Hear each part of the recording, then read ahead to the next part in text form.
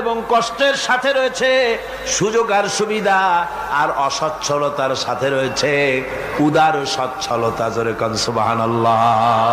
কাজে ভয় পাওয়ার কারণ নাই, হতাশ হওয়ার কারণ নাই। মন আশায় বুক বেঁধে রাখো। গুনাহ করেছো, হতাশ হয়েও না।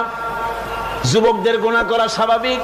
ইউনিভার্সিটির ছাত্র, কলেজের ছাত্র, প্রফেসর, শিক্ষক, অফিসার ঘুষ খেয়েছেন, জিনা করা হয়েছে, মদ খাওয়া হয়েছে, মিথ্যা কথা বলা হয়েছে, যাই কিছু করেন না কেন ভয় পাওয়ার কারণ নাই, নিরাশ হওয়ার কোনো দরকার নাই। আল্লাহ পাক ডেকে বলেছেন, কুল ইয়া ইবাদিয়াল্লাযীনা আসরাফু আলা আনফুসিহিম লা তাকনাতু মির রাহমাতিল্লাহ।